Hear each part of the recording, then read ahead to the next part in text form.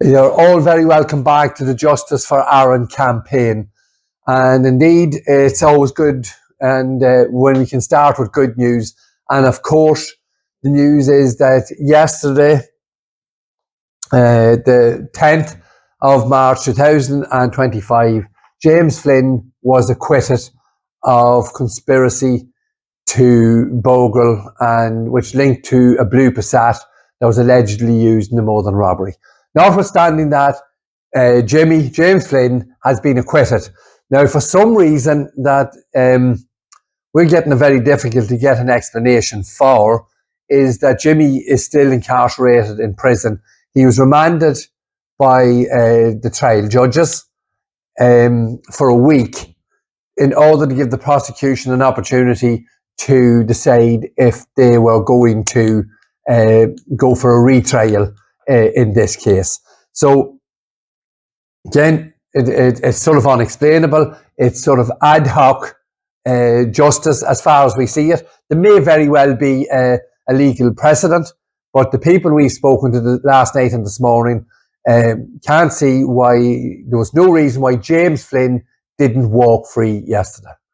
Now, the prosecution would have been within their rights to put in an application not to allow James to walk free yesterday. But Lokenstein, the prosecution counsel, never spoke yesterday. Didn't speak after the verdict was given. The acquittal was announced. He never spoke. And for some reason, he had Brendan Grehan with him yesterday, sitting side by side. And Brendan Grehan, as far as I know, had nothing to do with James Flynn's prosecution in this case. Notwithstanding that, there are many, many layers, there are many ramifications, and there is much happening beneath the surface of what happened yesterday. Now, we've always been very straightforward. We've always been honest. James's acquittal is absolutely fantastic. We're delighted with the acquittal. But it's not on the grounds, really, that we would have preferred. It's, to all intents and purposes, it's a technical point of law, and Judge Tony Hunt erred incorrectly in how he worded James's indictment and charge and what he was eventually sentenced for back last year. Now, yesterday was, as I say, I'm going to keep repeating, a wonderful day.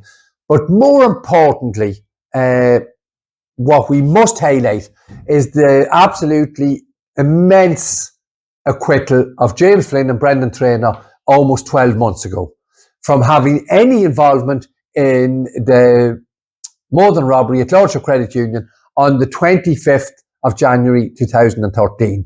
Reason being, very simple. James Flynn was driving around the square and cross in his car at the time of the Northern robbery, and Brendan Flynn was at home in his house, as was confirmed by a witness. And if there was, obviously the circumstantial evidence in Aaron's case is absolutely horrendous, but we'll come to that now in a minute. But what we want to highlight now is that the acquittal last year is more monumental, because and now we take what's happened yesterday and we put that together. There is no gang. There never was a gang that was connected with Aaron Brady in relation to the Northern robbery at Lordship Credit Union. Simply doesn't exist. They never had 5. They never had 6, 7, 8 or 9, which was the case put forward by the two men that was there yesterday, Staines and Grehan. So once again, the incarceration of our son Aaron must be halted now. It must be stopped. So the next point that's going to be, we're going to have to look at is James Flynn was sentenced for the theft of a blue Passat in Clogherhead, allegedly, that was used in the allegedly used in the Northern robbery at Lordship Credit Union. We will repeat once again. The two eyewitnesses who seen the vehicle said it was silver or grey. That's the two eyewitnesses at the murder scene. And I am requesting anyone any journalist, any legal representative, anyone who can show us one scintilla of evidence, one thread, one hair of evidence that the vehicle burned out 40 kilometres away in Newtown Hamilton. That's the vehicle that was stolen in Clogherhead 2 days before the Northern robbery. I want anyone to show one scintilla of evidence that that's the same vehicle that was used in the Northern robbery. All the evidence proves that it wasn't the same vehicle. And we've covered this ad nauseum on numerous occasions. We have the vehicle leaving the burn site, the number plate light was working. The CCTV footage close to the burn site, a car, allegedly a Passat, had no number plate light working. The times, as we have proven time and time again, are totally impossible in relation to the burn site. So that's just a very brief, very brief overview of the Passat that was burned out in Newtown Hamilton and a totally different Passat that was used in the Northern robbery. But the caveat here is the next move that the DPP take.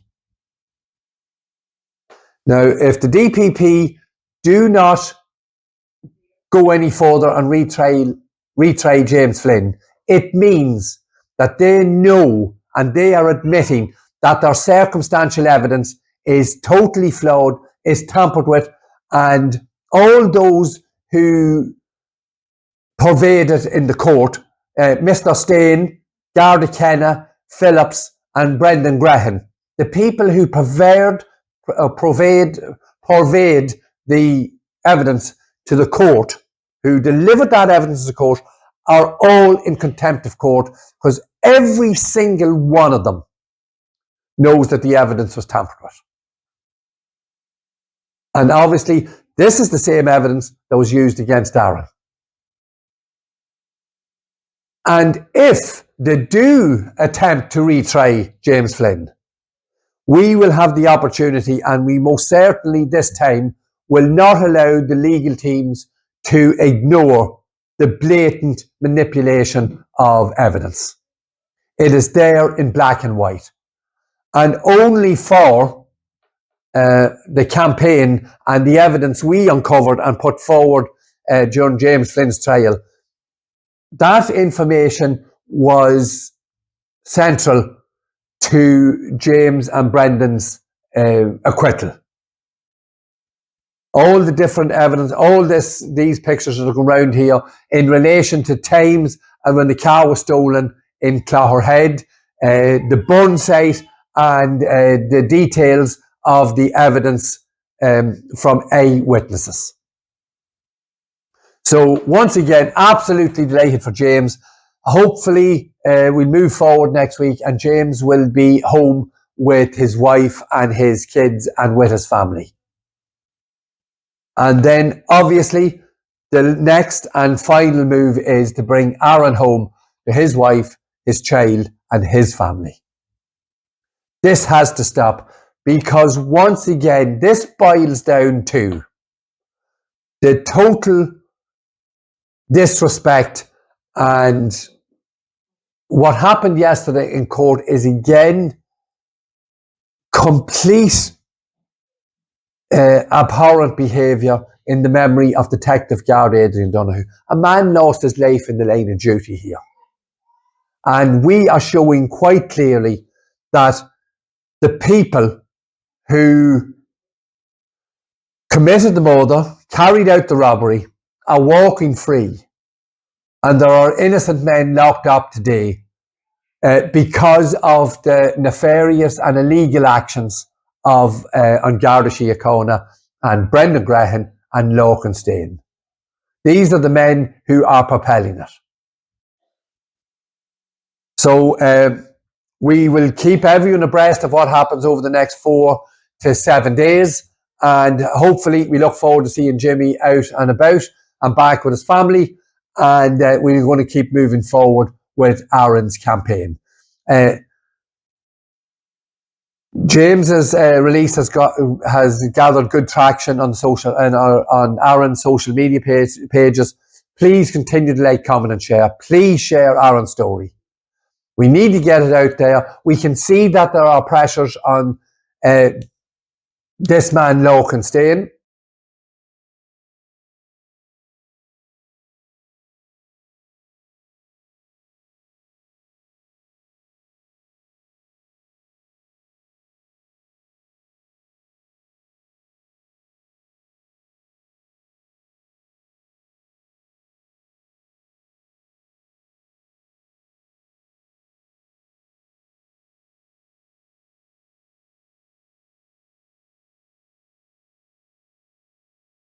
And not only for his protection of Daniel Cahill, as you've just seen, but for his betrayal and contempt of court in putting forward evidence he knows to be tampered with, evidence he knows to be false, and evidence and witness statements he himself manipulated on the floor of the court to gain a false conviction against James Flynn and indeed our son Aaron.